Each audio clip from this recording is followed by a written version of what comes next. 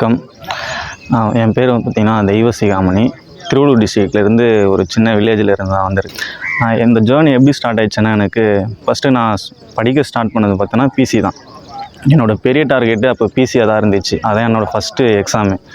First வருஷம் படித்தேன், pass ஆகிட்டேன். 63 எடுத்தேன் பிசியில்.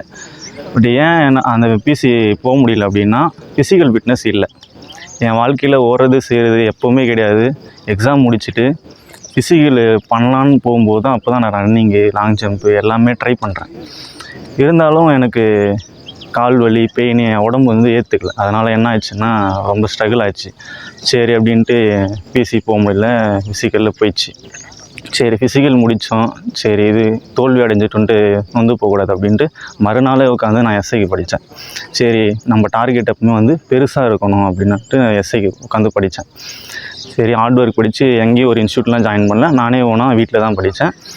டெஸ்ட் பேட்சை நீங்கள் அதிகமாக போடணும். அப்போ தான் வந்து நீங்கள் எக்ஸாம் எழுத டெஸ்ட் எழுத உங்களுக்கு வந்து நிறைய கற்றுப்பீங்க.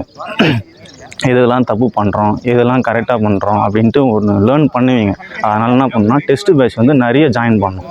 அதனால் நான் என்ன பண்ணேன்னா சில 2 டெஸ்ட்டு பேட்ச்சு ஜாயின் பண்ணி கண்டினியூஸாக 1 இயர் எஸ்ஐக்கு ஹார்ட் ஒர்க் படித்து இப்போ நான் 61.5 எடுத்திருக்கேன் மார்க். ஓகேங்களா? அதே மாதிரி நீங்கள் படிக்க ஸ்டார்ட் பண்ணும்போது எப்போ படிக்கணும் அப்படின்னா, ஏர்லி மார்னிங் வந்து படிங்க. ஏன்னா அப்போ தான் நமக்கு ஃப்ரீயாக ரிலாக்ஸாக மைண்ட் இருக்கும், எதை பற்றியும் யோசிக்க மாட்டோம். அதே மாதிரி படிக்க ஸ்டார்ட் பண்ணும்போது ஏதாவது யாரையாவது ஒரு மோட்டிவேட் வீடியோ ஒரு 2 மினிட்ஸ் பார்த்துட்டு நீங்கள் ஸ்டார்ட் பண்ணி பாருங்கள். அந்த டே உங்களுக்கு வந்து சூப்பராக இருக்கும். படிக்கவோ ரிலாக்ஸாக இருக்கும். சூப்பராக ஒரு கெத்தாக படிக்கலாம். எந்த ஒரு மைண்ட் ப்ரெஷர் இல்லாமல் நல்லா படிக்கலாம். ஒரு மோட்டிவேட் வீடியோ, ஒரு சின்ன வீடியோ. அதே மாதிரி தொடர்ந்து படிக்காதீங்க, கண்டினியூஸாக வந்து படிக்காத நம்மளே வெறுத்துருவோம். அதனால் ஒரு 30 மினிட்ஸ் 40 மினிட்ஸ் படிச்சுட்டு ஒரு சின்ன பிரேக் எடுத்துகிட்டு சும்மா ரிலாக்ஸாக நடக்கிறது அந்த மாதிரி செஞ்சு நீங்கள் ரிலாக்ஸாக நல்லா படிக்கலாம். அதே மாதிரி ஃபிசிக்கல் ஃபிட்னஸ் நீங்கள் படிக்கும்போதே பார்த்தீங்கன்னா ஃபிசிக்கல் ஃபிட்னஸ் இருக்கணும். அதாவது ரன்னிங்கு, சும்மா ஒரு டச்சிலே இருக்கணும். பிசி போனது பார்த்தீங்கன்னா நான் படிச்சுட்டே தான், அந்த படிப்பு தான் எனக்கு பெருசாக தோணுச்சு. எனக்கு ஃபிசிக்கல் பற்றி எந்த ஒரு ஐடியாவும் இல்லை, எனக்கு கைடன்ஸும் இல்லை. அதனால் வந்து நான் ஃபிசிக்கலே பண்ணலை. அதனால் நீங்கள் என்ன பண்ணுறீங்கன்னா படிக்கும்போதே வந்து ஃபிசிக்கல் பண்ணணும். சும்மா ஒரு 5 ரவுண்ட்ஸ் ரன்னிங்கு, ரோப்பு சும்மா தொட்டு பார்க்குறது, புஷ்அப்பு, புல்லப்பு இந்த மாதிரிலாம் எடுங்க. ஏன்னா அப்போ தான் அவங்க வந்து டச்சிலே இருக்கும் ஃபிசிக்கலு. ஓகேங்களா? லாங் ஜம்ப்பு 400 எனக்கு சுத்தமாக வராது. போன வருஷம் பிசி அட்டன் பண்ணும்போது லாங் ஜம்ப் பார்த்தீங்கன்னா சிங்கிள் ஸ்டார் தான் போட்டேன்.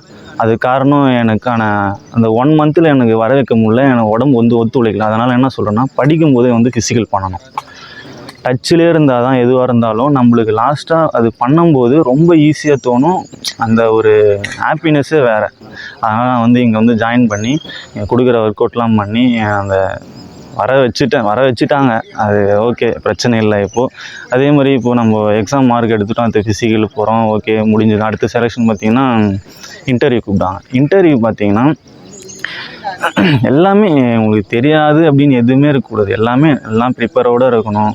கேட்குற போல்டாக பேசணும். ஃபஸ்ட்டு அங்கே போனாலே அந்த போல்டு அட்டெம்ப்ட் தான் உங்களோட சக்ஸஸே சொல்லலாம். நல்லா பேசணும், போல்டாக பேசி. அதாவது இன்டர்வியூ அட்டன் பண்ணும்போது எந்த ஒரு பொய்யும் சொல்லக்கூடாது. பொய்ன்றது தெரில ஓப்பனாக சொல்லணும். எதுவாக இருந்தாலும் ஓப்பனாக சொல்லிடணும். பொய்ன்றது ஒரு வார்த்தையாக வரக்கூடாது. ஆனால் அவங்க அந்தளவுக்கு எக்ஸ்பீரியன்ஸோடு வந்து உட்காந்துருப்பாங்க. ஒரு பொய் சொன்னால் உங்களை வச்சு கண்டுபிடிச்சிருவாங்க அந்த பொய்யை. அதனால் நல்லா ப்ரிப்ரேஷன் பண்ணி எல்லாம் பக்காவாக இன்டர்வியூ வந்து அட்டன் பண்ணி கிளியர் பண்ணிடலாம். ஒன்றும் பிரச்சனை இல்லை, தைரியமாக படிக்கலாம். அதே மாதிரி ஒரு தோல்வி அடைஞ்சிட்டோம் அப்படின்ட்டு உட்காந்துடாதீங்க. தோல்வி தான் நம்மளுக்கு வந்து நிறைய கற்றுக் கொடுக்கும். ஓகே, ஹார்ட் ஒர்க் வந்து நெவர் ஃபெயில்ஸ்னு சொல்லுவாங்க. அது உண்மை தான். நான் உணர்ந்துருக்கேன் பிசி எக்ஸாமில். எப்போவுமே உங்கள் டார்கெட் பார்த்தீங்கன்னா பெருசாக வைங்க. அப்போ தான் வந்து நம்ம சின்ன விஷயம்லாம் இதெல்லாம் ஒரு விஷயமே இல்லை அப்படின்னு நினைப்போம். அதனால் உங்கள் டார்கெட் எப்போவுமே பெருசாக வைங்க. ஓகேங்களா? தேங்க்யூ. சரி, ஓகே, நம்பி படிங்க, ஓடிட்டே இருங்க. ஒரு நாள் உங்களுக்கான கதை வந்து தட்டும், கண்டிப்பாக திறக்கும். நம்பிக்கையோடு போங்க. எதுவாக இருந்தாலும் 100% இல்லை 200% நம்பிக்கையோடு செய்யுங்க. கண்டிப்பாக ஒரு நாள் வெற்றி கிடைக்கும். நம்பி போனீங்கன்னா கண்டிப்பாக உண்டு. அன்றைக்கி வந்து அந்த ஹாப்பினஸ்ஸே வேறு.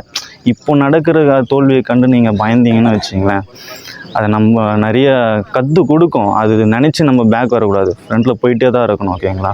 நல்லா படிங்க. ஓகே.